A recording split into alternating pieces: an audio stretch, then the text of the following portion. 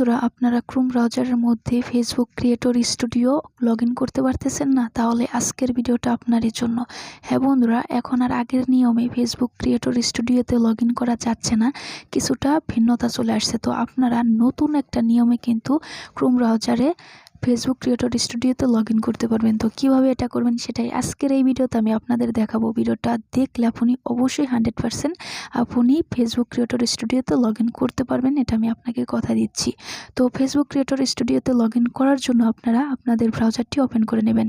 ব্রাউজারটি open করে নেওয়ার পর আপনারা সার্চ বারে এখানে লিখবেন মেটা বিজনেস সুইট। আগে যেমন আমরা লিখতাম ফেসবুক ক্রিয়েটর স্টুডিও, কিন্তু এখন আমাদের লিখতে হবে মেটা বিজনেস সুইট। এটা লিখে আপনারা সার্চ দিয়ে দিবেন। তো আমি এখানে লিখে দিচ্ছি মেটা ক্রিয়েটর স্টুডিও, এটা লিখে সার্চ দিয়ে দিবেন।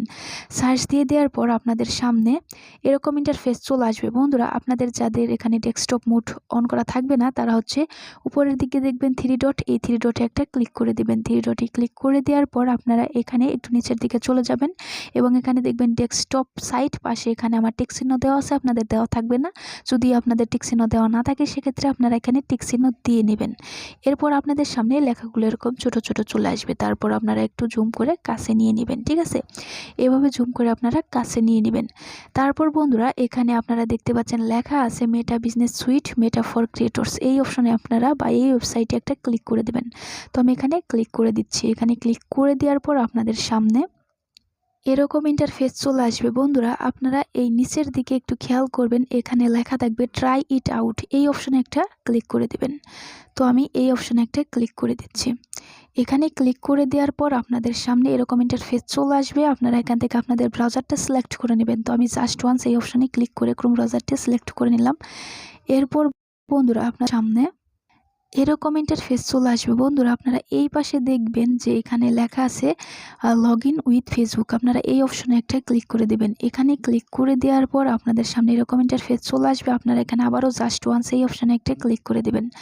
জাস্ট ওয়ান্স এই অপশনে ক্লিক করে দেওয়ার পর আপনাদের সামনে এরকম ইন্টারফেস চলে আসবে। এরপর বন্ধুরা, এখানে আপনাদের যে ফেসবুক আইডির আন্ডারে পেজটি আছে, সেই ফেসবুক আইডিটি এখানে লগ ইন করে নিতে হবে।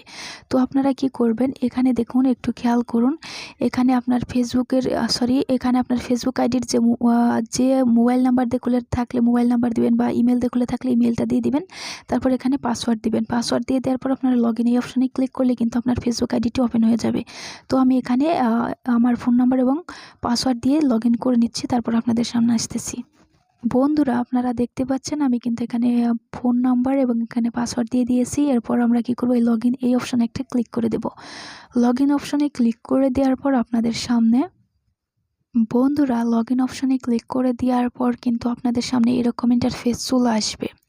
তো এখন আপনাদের কাজ হচ্ছে, এখানে যদি অন্য একটা পেজ চলে আসে সেক্ষেত্রে আপনারা কি করবেন, জুম করে এখানে আপনারা আপনাদের পেজের নাম দেখতে পাবেন। তারপরে এই যে এখানে অ্যারো চিহ্ন দেখতে পাচ্ছেন, এখানে ক্লিক করলে কিন্তু আপনার এখানে যতগুলো পেজ আছে সবগুলো পেজ চলে আসবে এবং আপনি যে পেজে ভিডিও আপলোড করতে চান বা যে পেজটা ক্রিয়েটর স্টুডিও আনতে চান সেই পেজটা সিলেক্ট করে নেবেন, ঠিক আছে?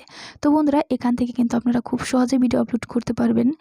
তো এভাবে আপনারা খুব সহজে কিন্তু ক্রিয়েটর স্টুডিওতে লগ ইন করতে পারবেন। এখন কিন্তু আমরা সেই আগের যে ইন্টারফেসটা সেটা কিন্তু দেখতে পাচ্ছি। তো আপনারা কিন্তু এইভাবেই খুব সহজে আপনাদের আর যে ফেসবুক ক্রিয়েটর স্টুডিও আছে সেখানে চলে আসতে পারবেন। তো এখন বর্তমানে এই ফেসবুক ক্রিয়েটর স্টুডিওর নাম হচ্ছে মেটা বিজনেস সুইট, ঠিক আছে? আপনারা অবশ্যই মেটা বিজনেস সুইট লিখে সার্চ দেবেন এবং আমি যেভাবে দেখিয়েছি আপনারা ঠিক সেমভাবে লগ ইন করে নেবেন। তো ভিডিওটা যদি ভালো লাগে থাকে, ভিডিওতে অবশ্যই একটা লাইক দেবেন, চ্যানেলটা সাবস্ক্রাইব করে নেবেন।